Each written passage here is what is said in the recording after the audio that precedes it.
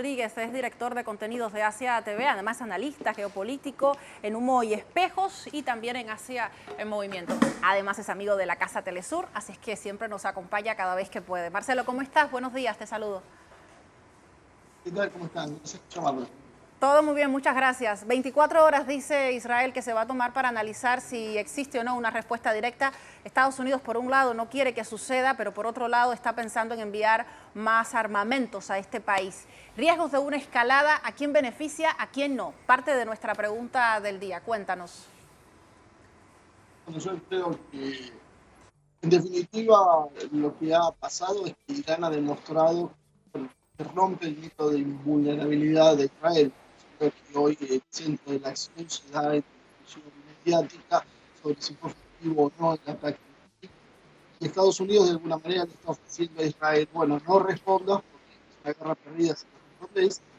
Lo que vamos a hacer es vamos a mostrar esto como un enorme éxito, ningún misil israelí pudo hacernos daño y con esto quedan tranquilos. ¿Sabe Netanyahu que esto es un movimiento que tiene patas cortas? Porque Irán ha mostrado apenas una pequeña fracción de su potencial real y ha demostrado también que ha podido golpear centros neurálgicos como el más efectivo del patín, porque a partir de hay misiles hipersónicos iraníes que han Marcelo, tenemos algún problemita técnico, no te escuchamos muy bien, pero vamos a aprovechar este espacio para que nuestro equipo pueda retomar la buena señal contigo y escucharte correctamente para recordarles cuál es nuestra pregunta en agenda abierta.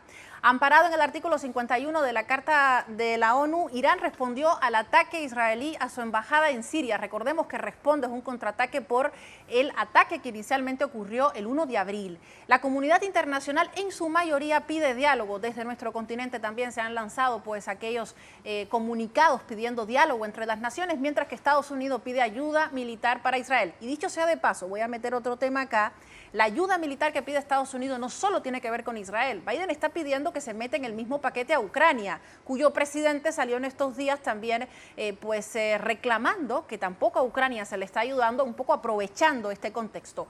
¿Cómo se beneficiaría Occidente ante la escalada bélica en Medio Oriente? 65%, 0.5% para ser exacta, afirma que económica y políticamente. El 30.9% no se beneficia, así lo afirman, y no sé, el 3.6%. Ya se han pasado algunos de los no sé a las respuestas anteriores, me parece excelente, muy bien, y es importante que aquellos que consideran que no se beneficia escuchen a nuestro invitado. Marcelo Ramírez ya se encuentra listo nuevamente con nosotros. Marce, muchísimas gracias por esperarnos. De nuevo escuchamos tu respuesta, riesgos de escalada y quién se beneficia. Bueno, yo decía que en realidad acá lo más importante de entender es que hay una disputa mediática. Si es una guerra, Israel no puede ganar.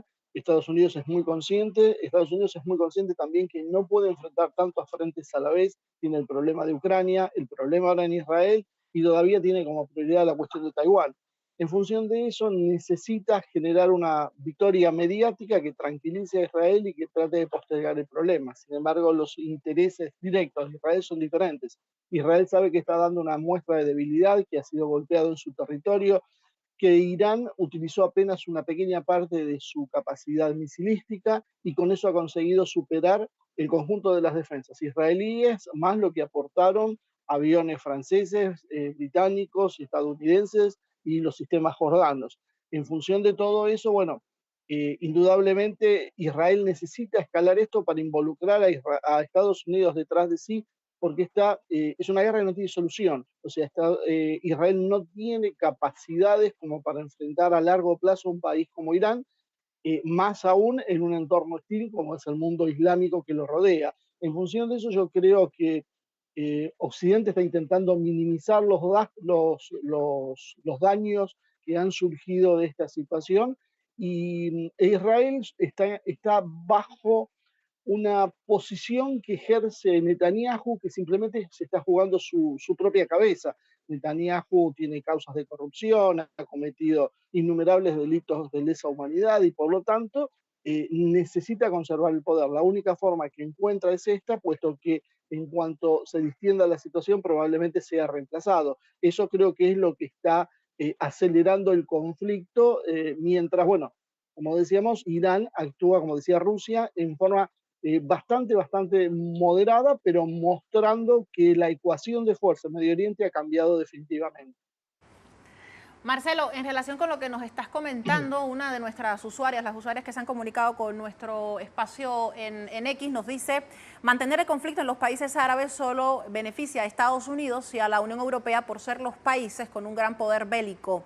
Ellos son los que propician estas confrontaciones donde hay conflictos armados, está a la mano de estos señores. Unilde Rodríguez M nos cuenta a través de su plataforma en X. Una respuesta que tiene que ver con lo que decía. Sin embargo, a mí me gustaría resaltar específicamente la posición que hoy está adoptando, la imagen que hoy está implementando ante el mundo Irán. Le está haciendo frente, evidentemente, a Israel, pero sabe que a través de este frente está directamente enfrentándose a los Estados Unidos, un país, en el caso de Israel, por ejemplo, que en los últimos tiempos se ha mantenido internamente en un proceso digamos, de paralización interna importante, han empezado pues a recabar alimentos, están con señales de alarmas todo el tiempo, es decir, no está bien las cosas dentro de Israel y no se muestra tampoco en los espacios mediáticos, en los medios de comunicación. Por otro lado, me parece importante resaltar ante ese declive la posición que hoy adopta Irán. ¿Cómo lo analizas? Bueno, creo que Irán primero se ha preparado a esto durante décadas. Irán desde la Revolución Islámica, que ha sido víctima de distintas formas de presión, bloqueos, ataques directos, guerras. Irán está curtido, o sea, puede resistir esto, de hecho lo hace y no solo lo resiste, sino que crece su economía y desarrolla su tecnología. Israel ha sufrido en el cuarto trimestre, a partir de los acontecimientos del 7 de octubre, un desplome de su actividad interna. Su economía bajó aproximadamente un 20%, bajó casi un 70% la inversión extranjera. Israel ha destruido, dilapidado toda su imagen. Ahora, en estas circunstancias, hay declaraciones formales de países europeos, pero hasta hace poco veíamos como había de alguna manera un distanciamiento con lo que estaba haciendo Israel en Gaza. Eh, Israel tiene 250.000 jóvenes hoy en las Fuerzas Armadas que se incorporaron y abandonaron sus puestos de trabajo, lo cual debilita su posición económica, cayó el consumo también aproximadamente un 25%. O sea, básicamente hay un desastre económico en Israel y esto no lo puede sostener mucho tiempo. Por eso la desesperación también por pedirle a Estados Unidos que haya un paquete de dinero que pueda sostener esta situación.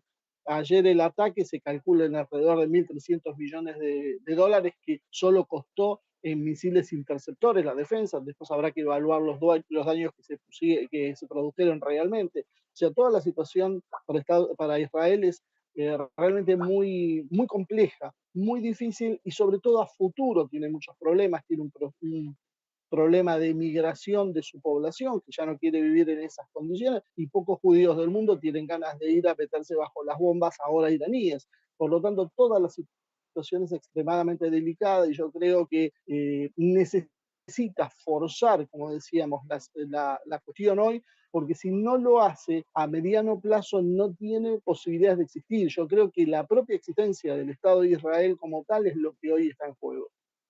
La propia existencia del Estado de Israel, tomando en cuenta, Marcelo, que en estos momentos también se convierte en un monigote, en una ficha para lo que sucede internamente en Estados Unidos en este contexto preelectoral. Hoy es un día importante además porque Donald Trump está comenzando un juicio único en la historia y por otro lado Biden está haciendo lo posible por continuar con estas negociaciones. ¿Crees tú que este evento puede ser también utilizado electoralmente desde la política interna norteamericana? Bueno, ya Biden ha dicho que esto es el resultado de un presidente débil, de un presidente errático que no sabe ni siquiera subir las escaleras. Claramente esto está siendo utilizado, va a seguir siendo utilizado y el año 2024 es un año clave, dado que todo indica que si en el 2025 está Trump como presidente va a haber cambios en la política exterior de Estados Unidos. Sobre todo en la cuestión de Ucrania está bastante claro, no es de interés de Trump seguir invirtiendo dinero y recursos en eso. Por eso también vemos una reacción europea en función de que, bueno, que saben que si no resuelven este problema en lo que va del año, seguramente del 2025 tendrán que resolverlo solo frente a Rusia. Y la cuestión de Israel, ahí hay menos matices. De todas formas, ambos bandos no se animan a romper con Israel, pero indudablemente se está transformando en un lastre para la política exterior de Estados Unidos. Hoy Estados Unidos tiene más para perder que para ganar con Israel, porque como decíamos antes, ha reorientado su acción geopolítica hacia allá. Ya esto viene de la época de Obama, ya se ha dirigido hacia Asia. Creo que saben que su enemigo estratégico es China realmente. Hoy tienen un gran conflicto con Rusia, y lo último que necesitan hoy es un polvorín en medio ambiente que les distrae recursos que hoy están escaseando. Marcelo, consecuencias económicas también de una posible escalada de este conflicto. De hecho, ya hay consecuencias precisamente porque hoy la bolsa amanece de manera completamente distinta y existen los riesgos de una bajada, digamos, en la cotización del dólar, por ejemplo, y quizás también en el caso del costo del petróleo. ¿Cómo podríamos analizarlo tomando en cuenta también lo que estaría pues sucediendo desde nuestro continente con aquellas muestras raras de apoyo a Israel? Me dirás tú desde Argentina cómo se lleva el tema, pero tomándolo en cuenta desde la perspectiva ya del contexto general, ¿cómo podría pues perjudicar o no, en tu opinión, desde la perspectiva económica?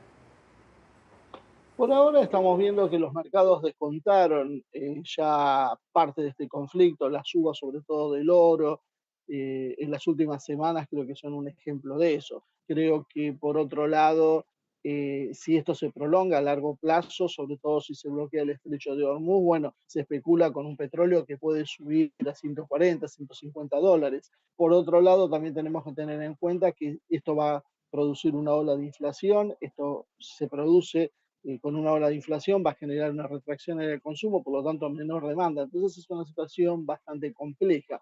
Por lo que mencionabas de la Argentina, bueno, la verdad uno está muy abochornado por el presidente que tiene. Sinceramente cree él estar viviendo en una película y ahora hace una reunión de gabinete como si él realmente podría tener algún tipo de injerencia en lo que sucede en Medio Oriente. O sea, todo es un enorme desaguisado de la política exterior argentina, que esperemos que, bueno, que pase lo más rápido posible y que, bueno, no se concreten iniciativas como darle ayuda militar a Ucrania, una cuestión que hoy se está hablando en la Argentina. Muchísimas gracias, Marcelo, por tus opiniones para nuestra agenda abierta. Te agradecemos como siempre el tiempo y el análisis desde Telesur. Pasa buen día. Muchas gracias por llamarme una vez más. Gracias a ti. Para aquellas personas que se van levantando, que están preparando su primer cafecito, sea desde Venezuela o desde cualquier otra parte del mundo, les lanzo de nuevo nuestra pregunta. Puede responder con un clip y también puede hacerlo a través de nuestra comunidad en WhatsApp. Le damos todas las facilidades para que se comunique con Telesur y responda a nuestra pregunta. Amparado en el artículo 51 de la Carta de la ONU, nos preguntamos qué sucede con Irán, quien respondió al ataque israelí a su embajada en Siria, en Damasco. La comunidad internacional pide diálogo, son muchísimas las muestras que piden diálogo entre las naciones, mientras que Estados Unidos pide ayuda militar para Israel. Una llamada de Joe Biden a su Congreso pidiendo que por favor aprueben directamente el paquete de apoyo. En nivel de desespero podríamos interpretarlo así. Nos preguntamos entonces cómo se beneficiaría Occidente ante la escalada bélica en Medio Oriente. Nuestro invitado Marcelo decía, hay un cierto beneficio, pero también y fundamentalmente hay una bajada de la moral por parte de Israel de lo que ha venido sucediendo hasta este momento. Las tres opciones, económica y políticamente, un 65.5%, nos mantenemos en la misma cifra, un votito más, por favor. No se beneficia, dice el 29.3%, y han aumentado los no sé con un 5.2%. Bueno, para aquellas personas que no saben, ya tienen base para tomar cartas en el asunto.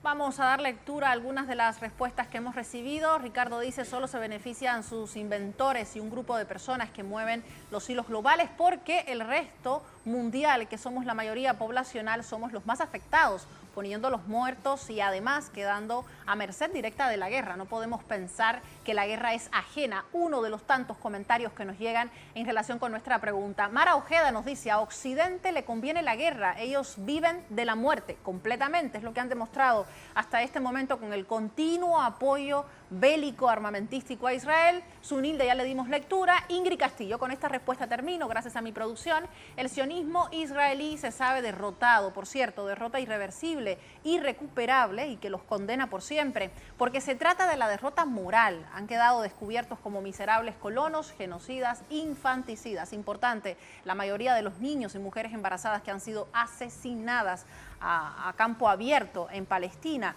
En términos militares, jamás vencerán a Irán. Gracias a todos los que nos responden. Síganos, por favor, respondiéndonos. Hasta el final de nuestro espacio tenemos pues la oportunidad para darle lectura a sus respuestas.